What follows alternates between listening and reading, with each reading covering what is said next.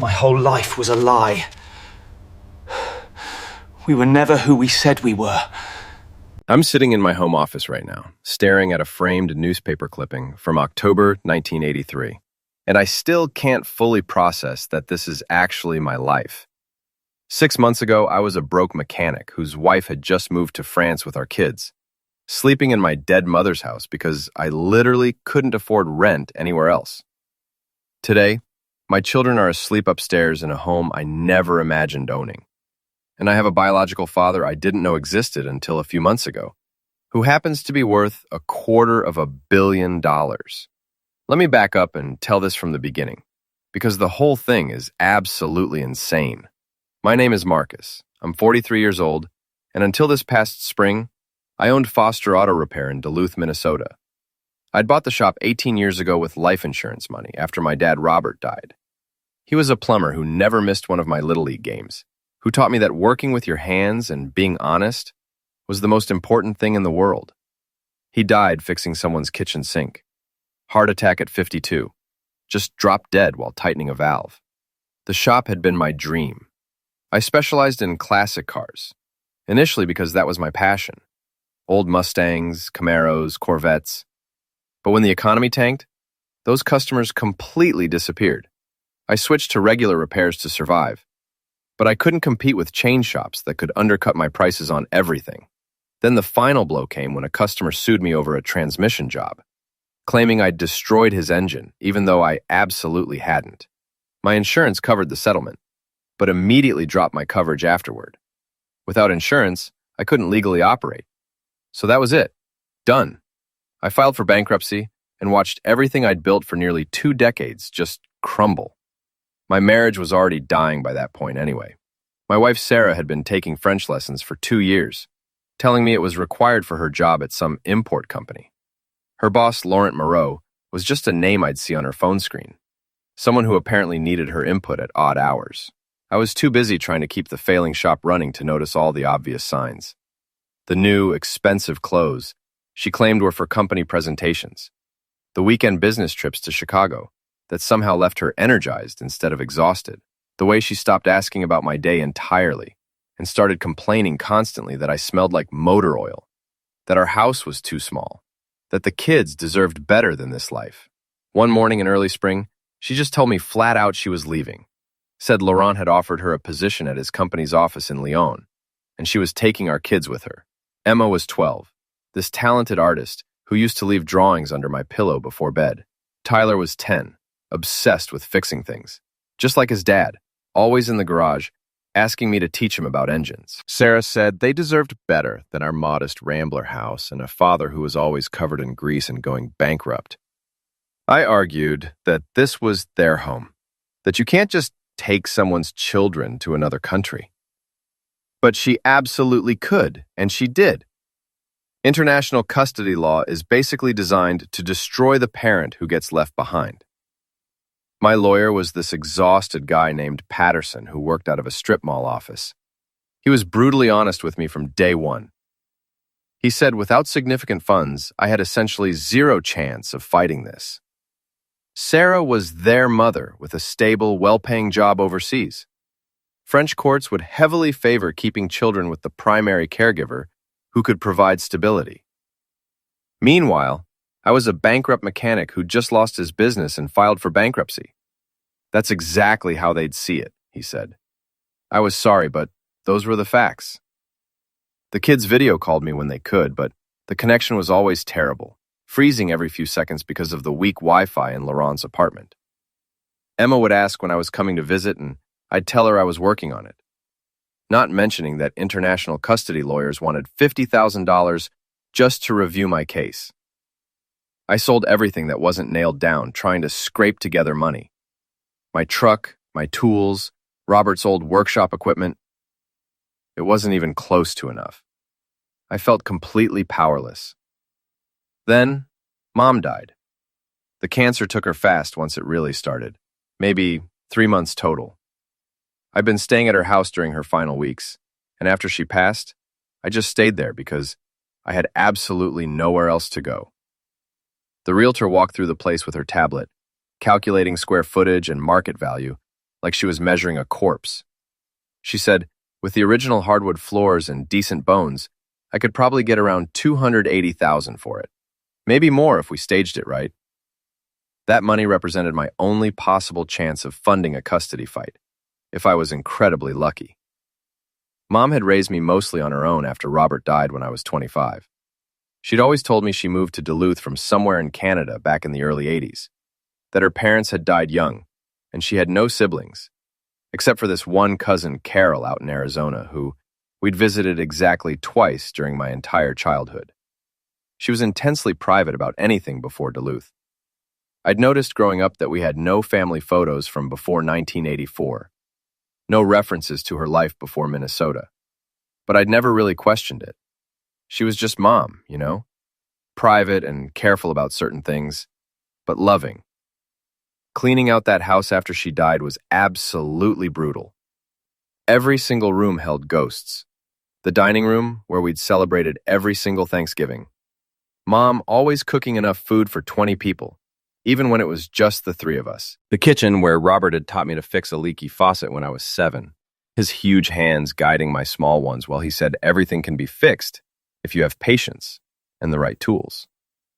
The basement workshop where he'd spent countless hours teaching me about plumbing and basic repairs. My cousin Kevin came up to help me pack. He's technically Robert's nephew, but we'd always considered each other close family.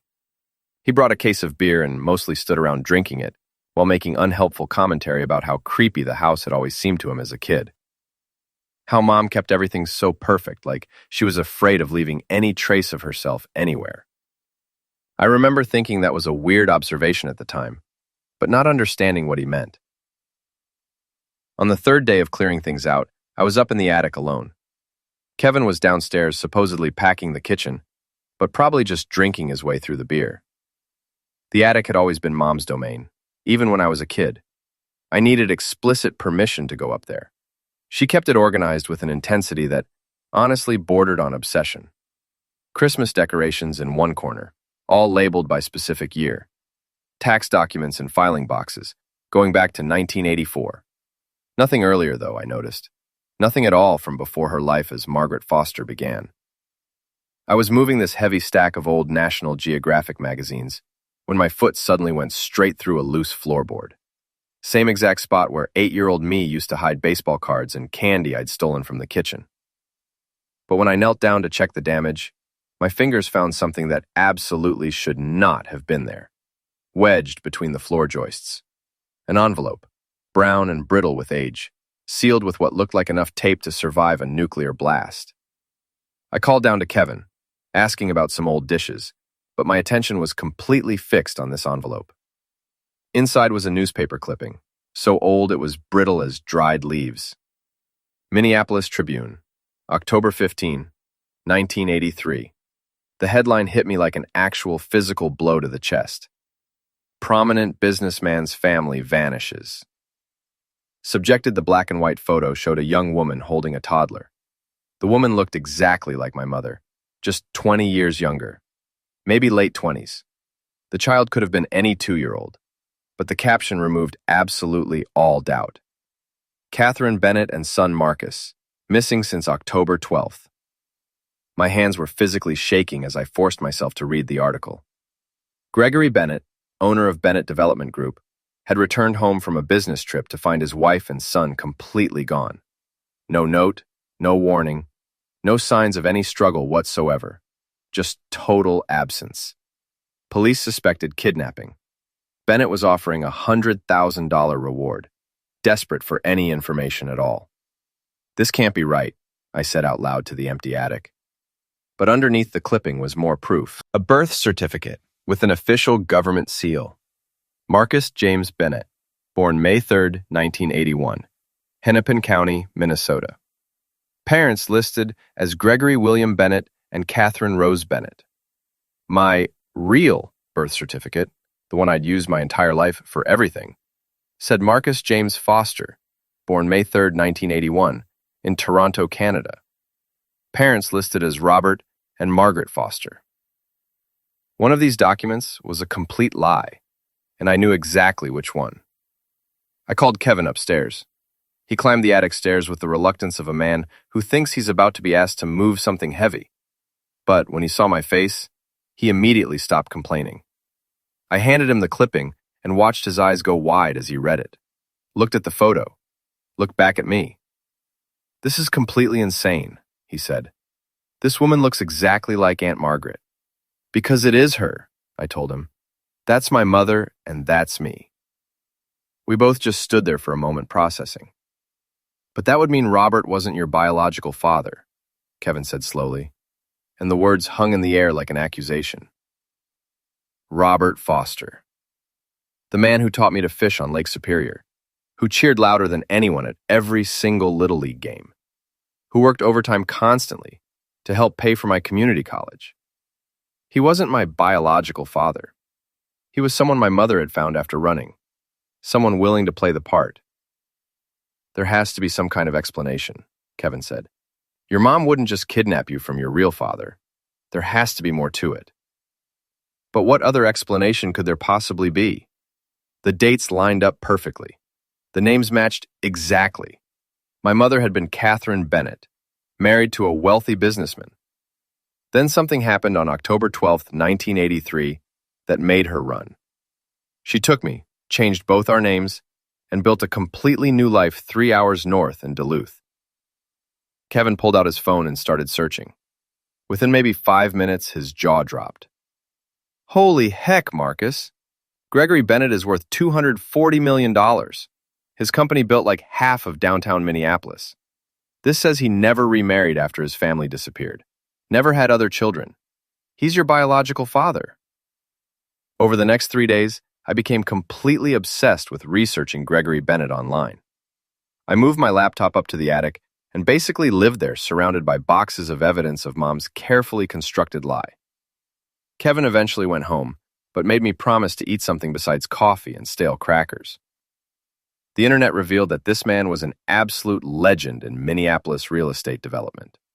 He'd started with a single apartment building in 1978, somehow leveraged that into 2 buildings, then 4, then eventually an entire empire.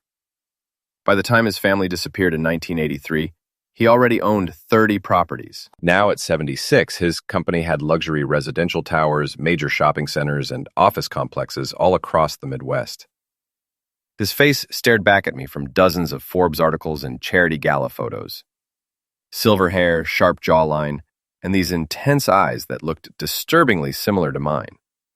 Self-made billionaire Gregory Bennett donates $10 million to Children's Hospital. That headline was from just last year. The article mentioned he'd never remarried after losing his family in 1983. Never had other children. The reporter had asked why he focused so heavily on children's charities. His answer made my chest feel tight. Every child deserves to be found. Prosecute. He'd never stopped looking for me. Not once in 40 years. I picked up my phone 17 times before I finally worked up the nerve to call Aunt Carol in Phoenix. She answered on the 3rd ring, her voice warm with Arizona sunshine. "Marcus, honey, how's the house cleaning going?" "Carol, I need you to tell me the absolute truth about Mom." There was immediate silence on the line. I could hear her breathing, calculating. "What truth, honey?" "I found the newspaper clipping from 1983. I know she was Catherine Bennett. I know she took me from my biological father, and we've been living under fake names my entire life." The silence stretched even longer this time. When she finally spoke, her voice had aged about 10 years. "She made me promise to never tell you. Made me swear on everything. Misery. She's gone, Carol, and I'm about to lose my own kids to France because I can't afford to fight for them. I need to know who I really am, and why she did what she did." In prison, I heard her sink heavily into a chair, the squeak of old springs. It was October 1983. I was living in Tucson then, working night shifts at the hospital. Around 3 in the morning, someone's just pounding on my door like crazy. I thought someone had died, but it was your mother. Except she was Catherine back then, not Margaret. She was holding you, and you were both completely soaking wet from rain. You were crying, clinging to her. She was shaking worse than I've ever seen anyone shake in my life. Expelled. What did she say? She was absolutely terrified, Marcus. She had bruises all up and down her arms, around her neck. She said she had to disappear completely, that you weren't safe, that she needed my help desperately. Was it Gregory? Did he hurt her? She wouldn't even say his name, just kept repeating over and over, "He'll find us. He'll never stop looking." I wanted to call the police immediately, but she begged me not to. Actually got down on her knees and begged. Said the police couldn't protect her from him, that calling them would make everything worse. So, you helped her disappear. Rinse. Friend who worked in government services, who owed me a significant favor. We created Margaret Foster from scratch. Supposedly my cousin from Canada, who needed a fresh start after a toxic relationship. Your mom cut and dyed her hair, learned to change how she talked, practiced speaking differently. She was honestly brilliant at becoming someone completely else, like she'd been preparing for it her entire life. And what about Robert? Robert was honestly a gift from God, Carol said softly. He'd just moved to Duluth from Wisconsin, didn't know a single person in town. Met your mom at a church potluck about 6 months after she arrived. He fell in love with her basically instantly. She told him the complete truth before they got married, explained she was running from something dangerous and living under a false identity. She said she'd absolutely understand if he wanted to walk away. But he didn't even hesitate. He said he didn't care what name she used or where she came from, as long as she let him love her and love you. And he raised me knowing I wasn't biologically his. He was your real father, Marcus, in every single way that actually mattered. He chose you. That means something. I need to meet Gregory, I told her. Honey, no. Your mother ran for a very specific reason. Whatever that reason was, it was serious enough that she gave up everything. My kids are gone, Carol. Their mother took them to another country with another man. I can't fight for them because I don't have any money. But Gregory Bennett has money. He has serious power and connections. Maybe family actually means something after 40 years. Maybe he'll help me. Or maybe you'll find out exactly why your mother was so terrified. After we hung up, I just sat there staring at Gregory Bennett's corporate website for probably an hour.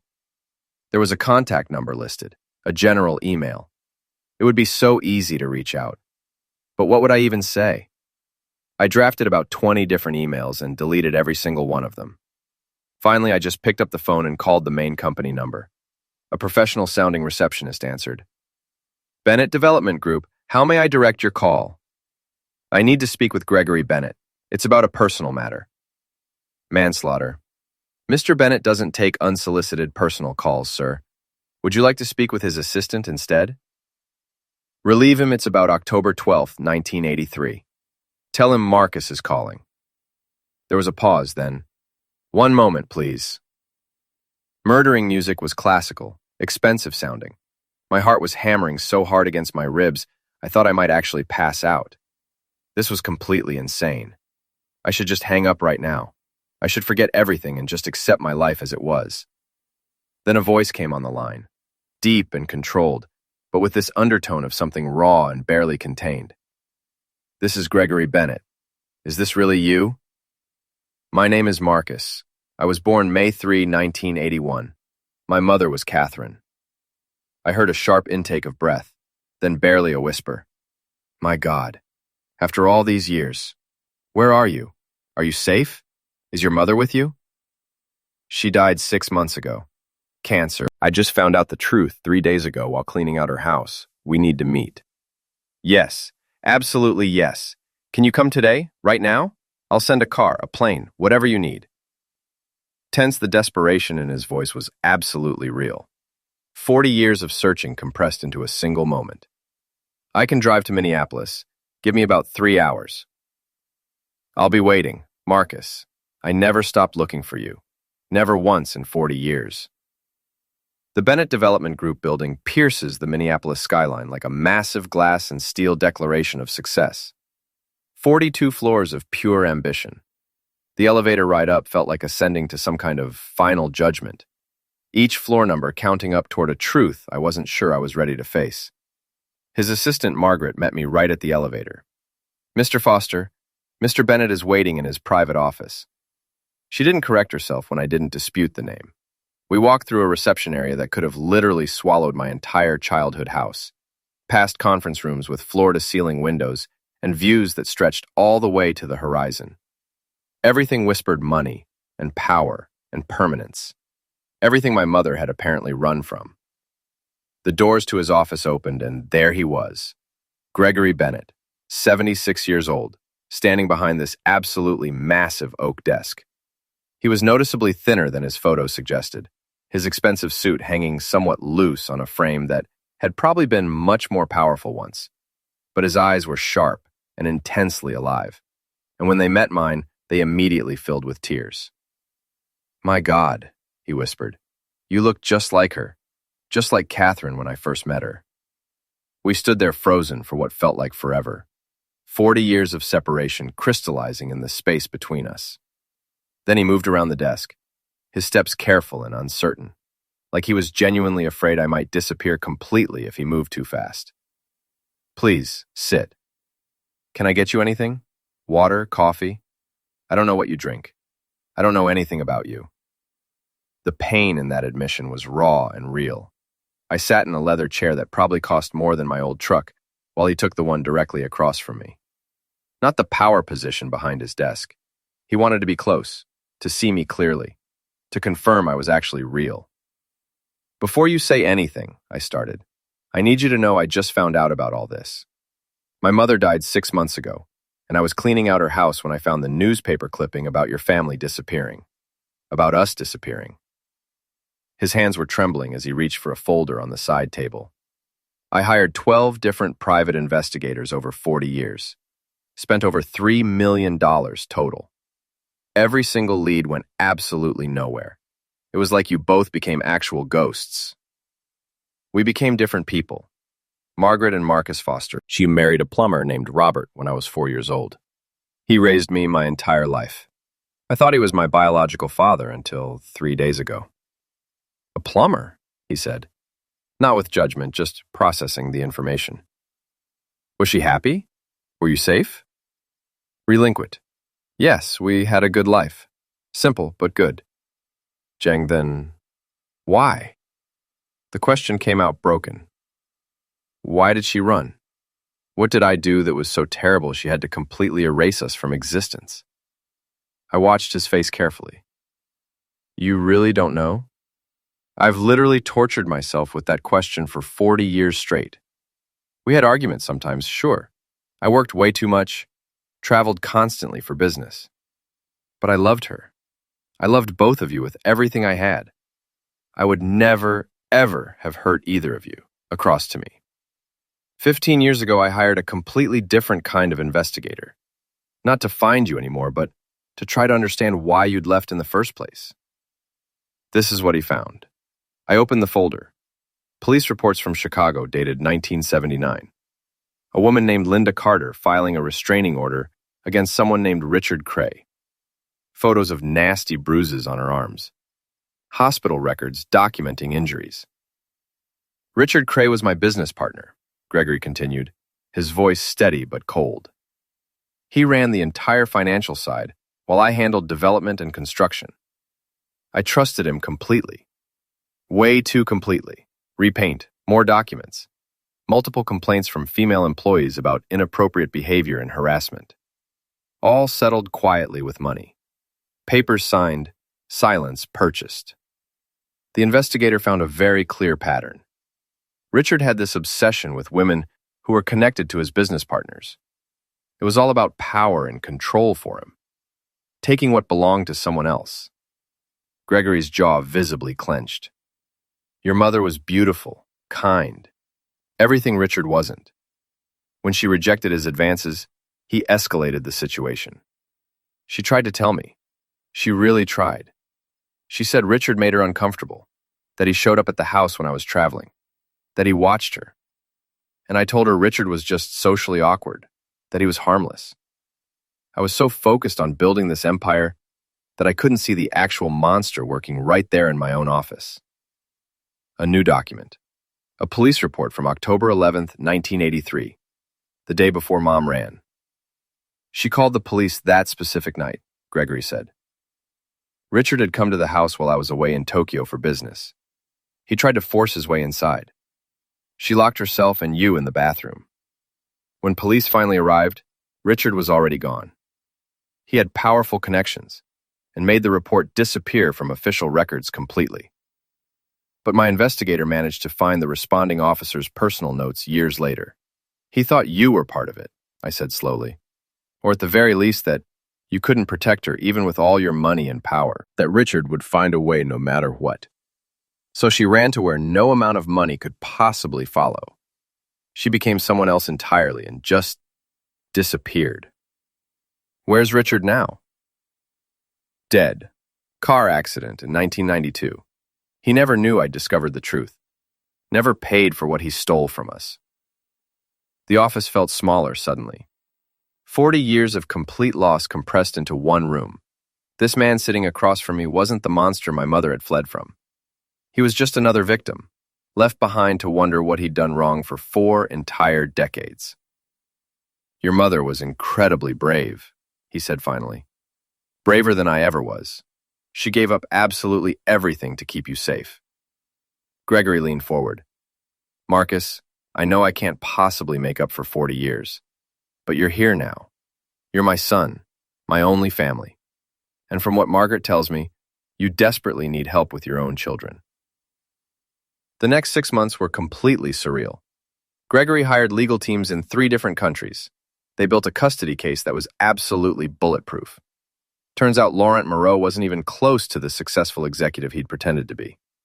Gregory's investigators uncovered active fraud charges in Belgium, serious tax evasion in Switzerland, and a trail of broken marriages scattered across Europe.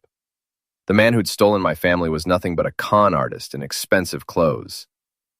The French tribunal hearing was all marble and history, justice wrapped in formal European tradition. Gregory sat in the gallery, and his presence alone commanded attention, without him saying a single word.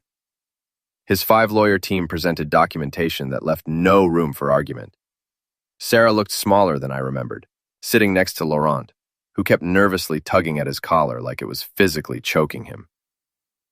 When the judge finally granted me full custody, Emma literally broke free from the social worker and ran straight to me.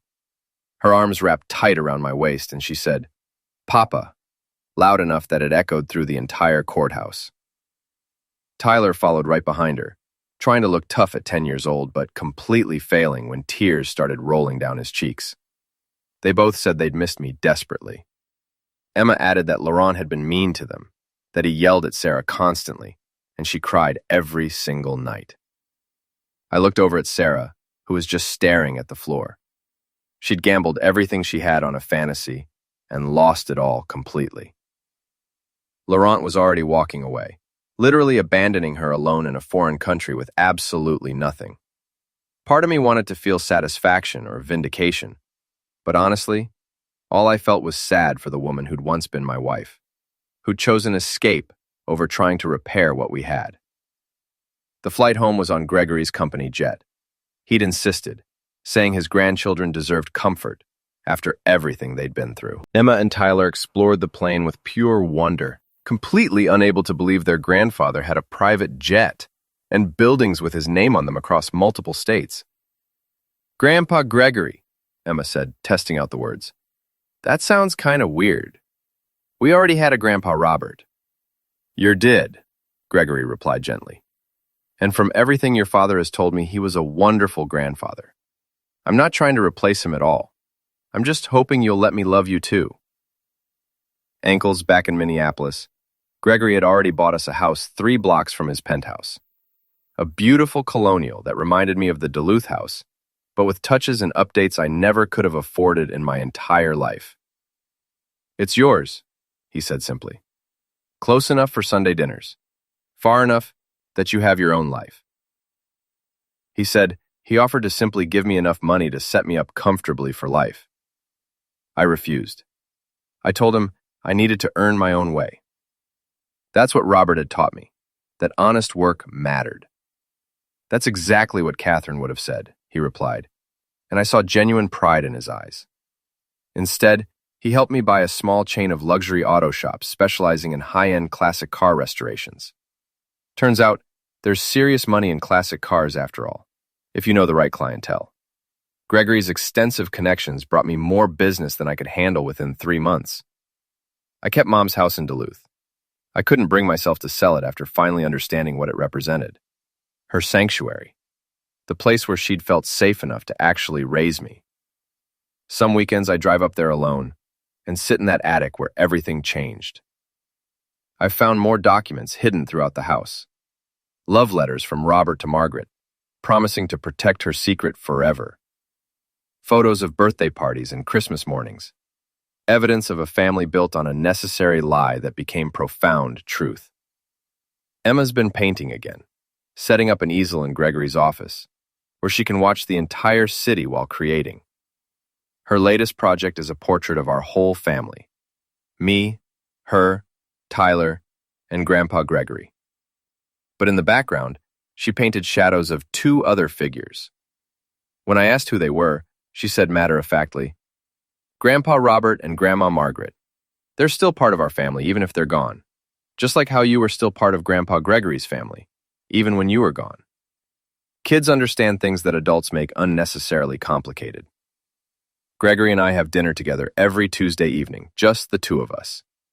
He tells me about the years of searching, the countless false leads, the nights he stood in what had been my nursery, wondering if I was even alive somewhere.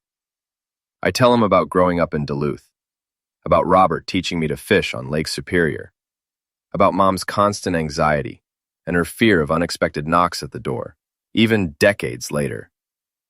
I said once that she never stopped being afraid. Gregory replied quietly that she probably didn't know Richard had died, that she likely thought he was still out there somewhere, waiting and watching. That newspaper clipping that changed everything now sits framed in my home office, next to a photo of Mom and Robert on their wedding day, and another of Gregory and Catherine before I was born. All these pieces of fractured history finally fitting together into something that makes sense. My mother made an impossible choice, giving up wealth and comfort for safety and peace. She found love again with a simple plumber who asked no questions and gave everything he had. She raised me in a small Minnesota town where the biggest real danger was icy winter roads. Gregory made his own journey, from abandoned husband to tireless searcher to devoted grandfather. His money brought my children home, but it's his genuine patience and love that makes them call him Grandpa with real affection. I've learned that family isn't just about family or legal paperwork. It's about who actually shows up, who stays, who fights for you when everything falls apart. Robert was my father. Gregory is my father. Both truths exist simultaneously, just like my mother being both Margaret and Catherine, both the kidnapper and the protector. Sometimes the truth isn't simple or clean. Sometimes love requires running away. Sometimes it requires searching endlessly. And sometimes, 40 years later, it requires forgiveness, for choices made in fear, for dangers unseen, for lives that could have been completely different. My children are home now. They have a grandfather who adores them, a father who fought across an ocean to get them back, and stories of grandparents they'll never meet, but who shaped everything they have. The truth, complicated and messy and real.